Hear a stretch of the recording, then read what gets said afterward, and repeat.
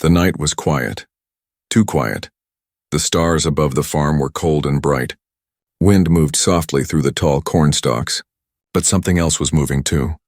Something breathing, slow and careful. Something with footsteps light but not human. Old Marshall Reed sat up from his broken chair. He was a human farmer, tough and alone. His face was like stone lined by years of work and war. He had one eye, one hand, and a heart full of silence. But tonight something had woken him. Something wasn't right. He grabbed his old flashlight and the rusted shotgun. The farm lights were off. The power had gone earlier that day. But he didn't need lights, he knew the land like he knew his scars. The sound came again, crunch, crunch. Someone walking through the dry dirt between his crops. He stepped outside slowly, boots heavy on the porch. The air smelled like dust and fear. His ears caught a whisper. Not words, just sound, and then he saw her. A shape near the vegetable patch, thin, crouching, moving fast. Long fingers pulled carrots from the ground. Stuffing them into a torn sack, she was fast, but not fast enough. Reed's flashlight caught her in the beam, and the figure froze. She wasn't human. Her skin was soft blue, almost gray. Her arms were too thin, her clothes ragged.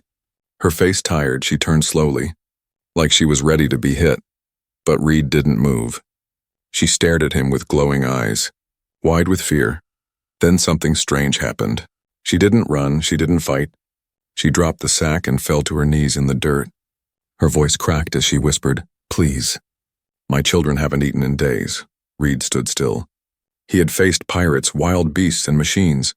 But this moment made his heart beat harder than any battle. He looked at her again, really looked. The way her bones showed under her skin. The way her hands shook. She wasn't stealing for greed. She was starving. "You got kids?" he asked, voice low. She nodded slowly, not daring to meet his eye. "How many?" "2, she said. "They're small." "And weak." Reed stepped closer and she flinched. But he didn't raise his hand. Instead, he bent down and picked up a carrot from the dirt. He held it out to her. She looked at him in shock, as if she couldn't believe it, then slowly. She took the carrot and held it to her chest like it was gold. "You're not from this sector," he said. She shook her head. "War pushed us here," she said. Her voice barely a whisper. "We were on a transport ship, but it broke down. We've been hiding in the woods. I didn't want to steal, but they're dying." Reed felt something old stir in his chest, a memory, his daughter's face. Crying from hunger during the collapse war, she had died in his arms. And no one had helped them, not then, not ever. He looked at the woman again. Her eyes were filled with tears now. But she was proud too. She hadn't begged until she had no other choice. "You got names?" he asked. She hesitated, then said, "Velna, and my children are Celie and Rowan." "Where are they now?" She looked toward the dark trees at the edge of the field. "Hiding," she said. "They haven't eaten in 2 days." Reed sighed. Deep and heavy, he should have told her to leave. He should have chased her away, but something in him had cracked. And through that crack, light came in. "Take the sack," he said. She looked up fast, confused. "Take it and fill it," he said. "Take what you need." Velna's lips trembled. "Why?" She whispered, "You don't even know me." Reed looked up at the sky, then back at her. "Because I lost a child once," he said. "And no one gave me a carrot." Tears rolled down her cheeks now. She picked up the sack, but still moved carefully, like she thought it might be a trap. Reed didn't move, didn't rush her. He watched as she filled the bag slowly, only what she needed, no more. Then she stood again, weak but straighter than before. "I'll go now," she said. "They're waiting." Reed stepped forward. "I'll walk with you," he said. "It's too cold out there for little ones." She froze again. "Why would you help us?" He looked at her with tired eyes and said, "Because someone should." And together they walked into the trees, the wind quiet behind them, the stars watching above. But something was coming, something bigger than a stolen carrot, something that would change all their lives. The forest was quiet except for the soft crunch of leaves under their feet. Marshall Reed walked beside Velna, the starving alien mother. Her arms clutched the sack of vegetables tightly, but her eyes kept looking behind her. She didn't trust him fully. Not yet, and Reed didn't blame her. Trust was expensive in times like these. He noticed how she walked, limping slightly, one foot dragging like it had been hurt long ago. Her clothes were stitched with wire, fabric from old ship sails and garbage scraps. But even in the dark, there was something strong about her. She wasn't weak, she was surviving. How far? he asked. Velna didn't answer right away, then she said, "Just past the rocks. There's a small cave." Her voice was soft but careful. She didn't want to reveal too much, but Reed was patient as they walked. The moonlight broke through the trees. It lit her face for just a second, and in that second he saw everything. The lines of hunger on her cheeks, the quiet pain behind her glowing violet eyes, the same look his wife had the day she died. "The look of someone holding on for someone else, your kids," Reed said. "How old?" Velna hesitated, then replied, "Sally is 7 human years. Rowan is 5. Reed's steps slowed. "They're just babies," he muttered. She nodded, eyes focused on the path ahead. "They haven't had meat in a long time. Just roots and leaves," her voice cracked. "Rowan keeps asking for warm food. He doesn't understand why I can't give it to him." They reached a small rocky hill. Half covered in vines, Velna crouched and tapped a large stone on the side. It shifted slightly, revealing a narrow passage. Reed followed her without hesitation. Inside, the cave smelled like dirt and rainwater. It was small, barely big enough for 3 people. A few scraps of cloth were laid out as bedding. 2 small figures huddled together under a torn emergency blanket. They looked up when the light from Reed's flashlight hit them, and their eyes, bright and scared, went wide. Celie, the older girl, had silver strands in her hair like her mother. Rowan, the little boy, had large eyes and thin arms. When they saw Velna, they gasped with joy, but when they saw Reed, they shrank back. "It's okay," Velna whispered, dropping to her knees. She pulled out 2 carrots and handed one to each child. They didn't eat fast, they devoured, mouths chewing before they even finished swallowing. The sounds of eating echoed in the cave like thunder. Reed knelt too slowly, keeping his hands where they could see. "I'm not here to hurt you," he said gently. "My name is Reed. I have a farm nearby." The children didn't answer, but they didn't run either. Velna stroked their hair, tears rolling down her cheeks. "This is Sally." "This is Rowan," she whispered. "They're all I have left." Reed looked at them. Really looked. They weren't just starving, they were sick. Their cheeks were too sunken, their bones too sharp. He touched Rowan's forehead, and it was burning. "This boy's got a fever," he said, voice serious. "He needs help. Real help." Velna's face twisted in pain. "I know," she said, "but we can't go to the town. They'll kill us." Reed stood up slowly. Thinking hard, he had medicines back at the house. Some from his war days, antibiotics, clean water, food. He looked down at the boy, at the girl still chewing a raw carrot, then at Velna, sitting like a shield between him and her babies. "I can take him," Reed said, "to my house. Just for a night. To bring the fever down." Velna's body tensed. "No," she said quickly. "They stay with me." Reed didn't argue, he understood instead. He pulled out his canteen and handed it over. "Let him drink slowly," he said. "I'll come back tomorrow." With supplies, Velna looked up at him, confused. "You'd do that?" "I'm not doing it for you," Reed muttered. "I'm doing it because no kid should suffer like this." Velna said nothing, but her eyes spoke more than words, gratitude, fear, disbelief, all wrapped into one look. Reed turned to leave as he stepped out of the cave. He heard Rowan whisper, "Mommy, is that man a bad one?" Velna's voice was soft as she replied, "No, baby. I think he's the first good one we've ever met." Reed stopped outside the cave. He looked up at the sky again. The stars were still there, cold, distant, silent, but something inside him had changed. He had no idea what he'd started, but he knew one thing for sure: he wasn't walking away this time. The wind howled across the dark forest. Trees bent under the night breeze, whispering like ghosts inside the small rocky cave. The warmth of Reed's canteen was already fading.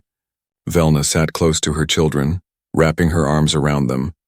She whispered songs in her native tongue, soft, slow and broken, but the children still shivered. Sally coughed, a dry sound. Rowan's body was too hot to hold for long. His fever was rising fast, and Velna had nothing left to fight it. No clean water, no real food, no shelter from the cold. Only a blanket full of holes and a mother's love stretched too thin. "Try to sleep," she told them. "Mama is here." But Rowan's breathing grew shallow. Sally's fingers clutched her mother's side. "Is he gonna die?" she whispered, voice trembling. Velna didn't answer. She just held them tighter, her own tears running silent down her cheeks. Then she heard something again. Footsteps, not the wind this time, not an animal. Heavy boots moving through wet leaves. She grabbed a sharp stone, held it in her hand like a weapon. Her body tensed, ready to fight if anyone came for her children. They would go through her first. But when the figure appeared at the cave entrance, she froze. It was him, Reed, the human farmer. His coat was soaked with rain, and he was carrying something. Velna stood between him and the children, her voice low and sharp. "I told you not to come back." But Reed didn't stop. He stepped inside and placed a small box on the ground. "Didn't come to take them," he said. "Came to save them." Velna looked down. There were wrapped cloths inside, a bottle of clean water, a small heater, and a jar of medicine. She stared at it like it was a miracle. "Where did you get this?" she asked. Reed shrugged. "Old war supplies, stuff I kept for emergencies." Velna's lips trembled. "Why are you doing this?" Reed didn't answer right away. He looked at Rowan, who was breathing fast, sweat shining on his forehead. Then he knelt beside the boy and opened the medicine. "Hold him still," he said. Velna obeyed, even though her hands were shaking. Reed poured a small dose into the boy's mouth. Rowan coughed, then swallowed. His little body twitched, then relaxed slightly. The fever wasn't gone, but something had shifted. A small step toward life. Velna stared at Reed. "I still don't understand," she said. "No one helps us." "Not since we escaped the camps." Reed looked up at her. "I had a daughter," he said quietly. "She died during the food collapse. Nobody helped us either." Velna's breath caught in her throat. She understood. Pain recognized pain. Loss knew loss. Reed stood and placed the small heater near the cave wall. With a soft buzz, it lit up, glowing red. The children blinked at the warmth. Saley even smiled a little. It had been too long since they felt heat. Velna sat back down, still watching him. "You were a soldier?" she asked. Reed nodded. "Long time ago? Did you fight my people?" Reed didn't flinch. "Probably," he said. "War makes enemies out of strangers." "Now," he added, "I just want peace." She was silent for a while. Then she whispered, "My name is Velna." He nodded slowly. "Nice to meet you, Velna," he said. "I'm Reed." That night the cave was quiet. Rowan's fever cooled little by little. Saley fell asleep first, her head on her mother's lap. Velna didn't sleep. She watched Reed from the corner of her eye. He sat near the cave wall, eyes half closed but not asleep. His shotgun rested on his knee, not pointed at her but close just in case outside. The storm passed. Rain gave way to stars again. Velna finally whispered, "If they find out that you helped us, what will they do?" Reed opened his eyes. "They'll try to make me regret it," he said. "But I won't." She studied his face again. The deep lines, the old scars, the tired eyes. He had nothing to gain, and everything to lose, and yet he was here. For the first time in many months, Velna felt something strange, something warm and unfamiliar. Hope, the cave whispered with wind once more. But it was not a cry of fear this time, it was a breath. A promise that maybe, just maybe, the world still had a little kindness left. Morning light touched the forest slowly. Golden rays slipped between the tall trees. Inside the small cave, Velna sat up with aching bones. Rowan was sleeping at last, the fever down. Saley was curled beside him, breathing calm. And across from them, still awake, still silent, sat Reed. He hadn't moved all night. His shotgun rested against the wall, but his hands were open. His eyes were red from lack of sleep.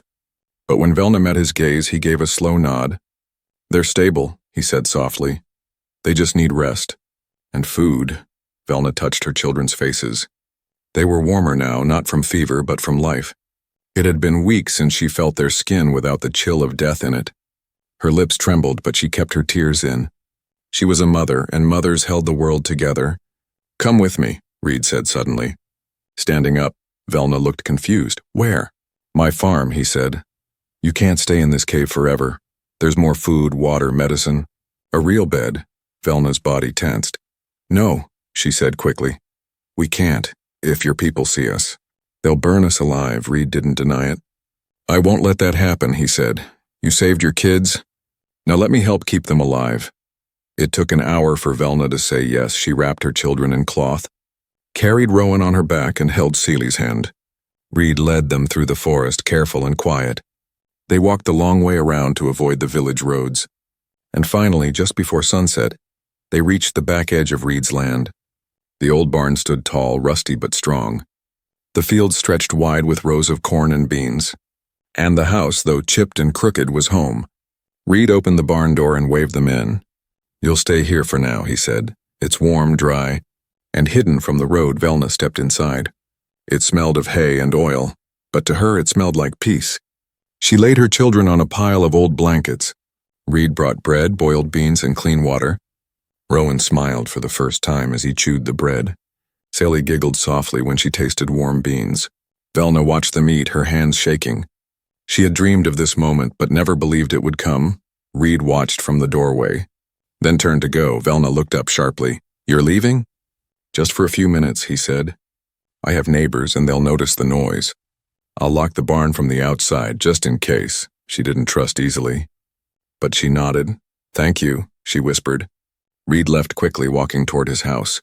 But halfway there, he saw movement near the front gate. 3 men, neighbors from the town. Old Tom, Big Riker, and Counselor Dane, all standing with tight faces and heavy boots. Evening, Marshal, Dane said, his tone sharp. Morning patrol says they saw someone in your field last night. Tom crossed his arms. Alien shapes, tall and thin, moving through your crops. Reed's jaw tightened. Scavengers, maybe, he said calmly. Forests full of them. Riker stepped forward. You'd tell us if you were hiding any things, right? Of course, Reed lied. I don't have room for anything but corn and regret. The men didn't laugh. They kept staring, looking for cracks in his face. Looking for guilt? We're watching, Marshal, Dane said slowly. Aliens bring disease, danger, and war. You feed one, and soon your whole farm's crawling with them. Reed met his gaze without blinking. Funny, he said. Back during the war, I remember an alien saving my life. Tom frowned. You're getting soft, Reed. Reed smiled coldly. Maybe, but soft hearts grow strong roots. The men didn't understand the meaning, but they left anyway, warning him with their eyes back at the barn. Velna peeked through a crack in the wood. She had heard some of the voices. She saw the men, saw how Reed stood firm in front of them, and something inside her shifted. She had been called many things. Thief, burden, outsider, but for the first time, someone stood between her and a threat, and that someone was human. That night, after the sun fell and the land turned cold, Velna stepped out of the barn while the kids slept. Reed was outside by the well looking at the stars.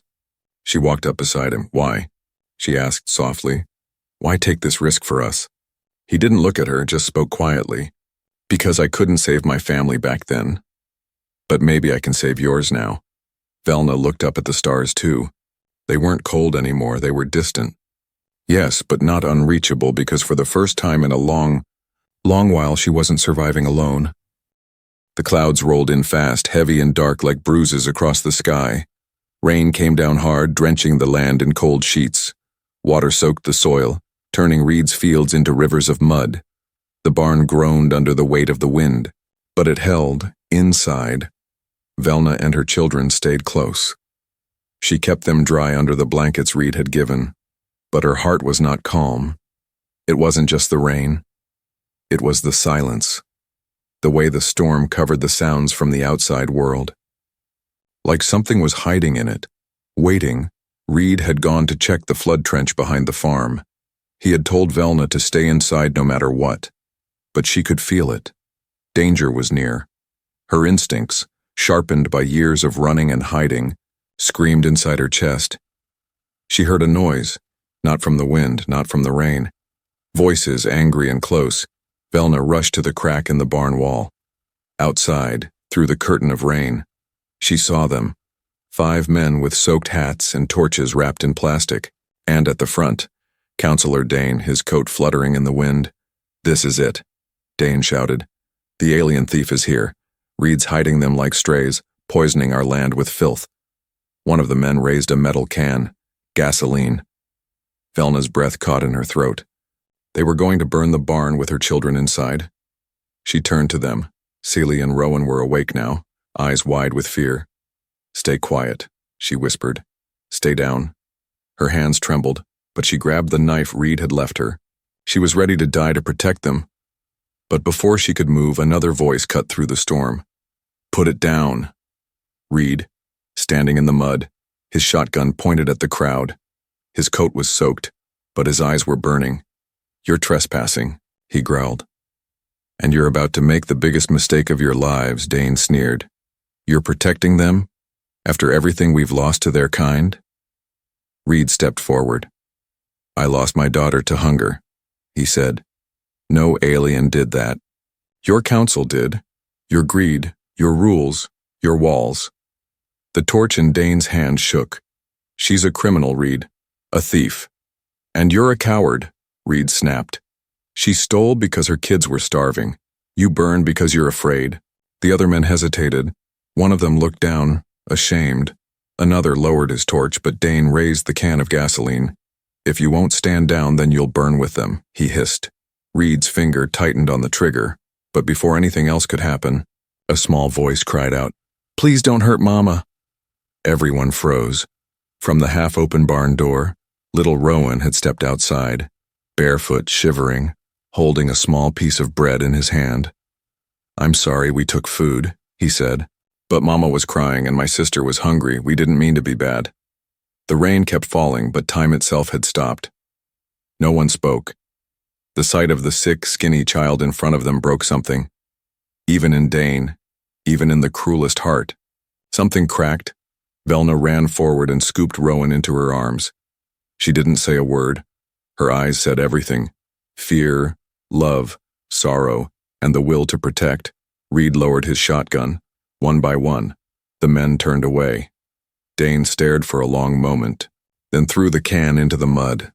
This isn't over, he muttered, and walked into the storm. Reed walked to Velna and gently touched Rowan's back. You all right, little one? Rowan nodded weakly, burying his face in his mother's shoulder. The fire didn't come that night, but something else did. Change. Inside the barn, Reed lit a small lantern. He handed dry towels to Velna and the children. No one spoke, but there was something in the air. An understanding. A silent bond. Velna looked at Reed, eyes shining with tears. You could have let them burn us, she whispered. But you didn't. Reed shook his head. I'm tired of letting good people suffer just to make others comfortable. That night, as thunder rolled in the distance, Velna sat with her children close. They were safe, warm, and alive.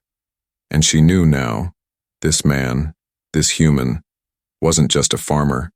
He was their shield, their fire against the cold, and he had made enemies to give them bread.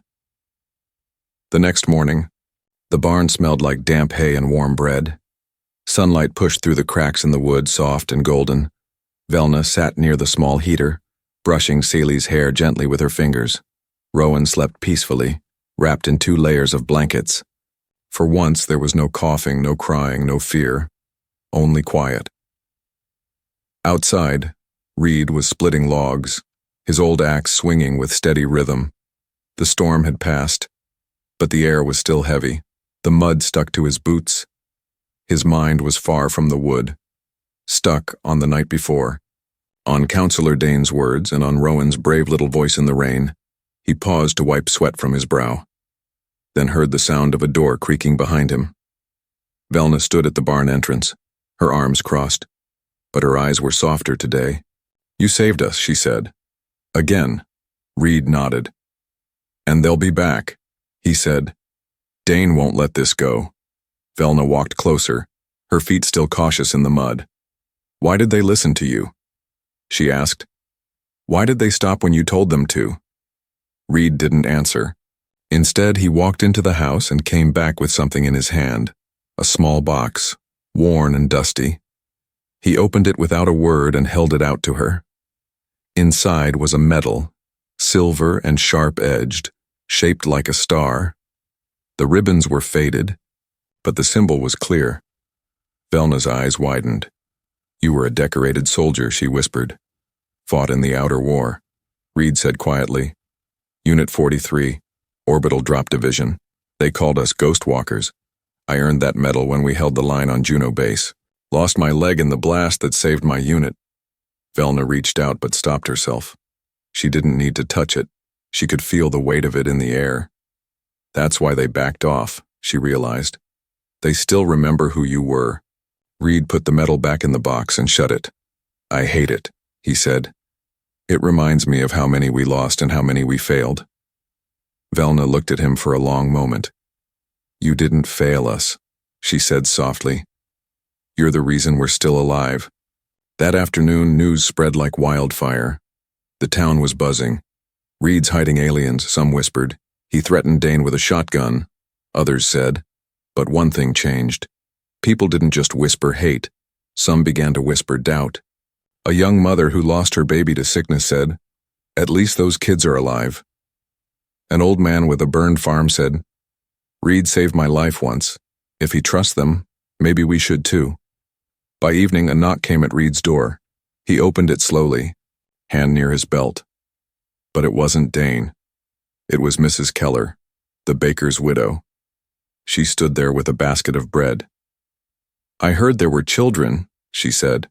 "I brought something soft for their bellies." Reed stared for a second, then stepped aside. Velna appeared in the doorway of the barn, holding Rowan in her arms. Celie peeked out behind her, curious. Mrs. Keller's eyes filled with tears. "They look so small," she said, voice cracking. "I couldn't stand the thought of kids going hungry again." She placed the basket down, turned, and walked off into the twilight. No questions, no speeches, just kindness. Later that night, Reed sat at his table, staring at the metal again. Velna joined him, wrapping a blanket around her shoulders. He pushed the box toward her. "Take it," he said, "bury it if you want." She didn't touch it. Instead, she said, "Don't bury it. Remind them what a real hero looks like. Not someone who kills, but someone who protects." Reed said nothing, but his eyes told the truth. Her words had struck deep.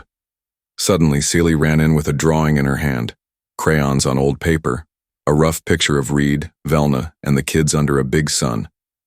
The barn stood in the back, safe and warm. "I made this," she said, smiling shyly. "It's our family." Reed blinked, then took the drawing with both hands. His voice was hoarse. "Thank you," he said. Velna smiled too. And in that quiet moment, surrounded by firelight and memories, the broken man and the hunted mother knew something bigger than war or fear was growing here. Not just protection, not just survival, but family. A full month had passed since the storm, since the torches, the shotgun, and the boy who begged. The farm had changed, but more than the land. It was the people and not just the humans. Velna stood in the morning light, her hands deep in the soil, planting small green sprouts beside Celie. The little girl giggled as she dropped seeds one by one. Reed watched from the porch, a steaming mug in his hand. He had never seen anything like it. His barn was no longer just a hiding place, it had become something else. A nursery for a future no one believed in until now. Rowan ran past with a wooden toy in his hand. Laughing alive, stronger each day, he circled around Reed's legs and shouted, "Farmer Reed, come see my rocket." Reed smiled, set down his mug. He had started calling them his little crew, even built them bunk beds in the corner of the barn. And somehow, every day felt less like charity and more like home.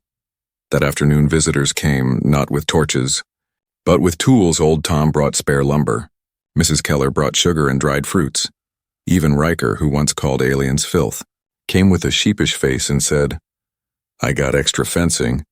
Figured you might need it." Reed didn't say much. He just nodded and led them to the barn. Velna greeted them with quiet dignity. She never bowed her head again, not in shame, not in fear. Some still refused to come near the farm. Counselor Dane stayed silent, bitter, but he had lost his grip on the town. He was yesterday's anger. Reed was today's courage. One night Reed sat with Velna by the fire pit behind the barn. The stars above them were bright. The fields around them hummed with crickets. Celie and Rowan were inside, fast asleep. The wind was calm, carrying the scent of spring onions and warm earth.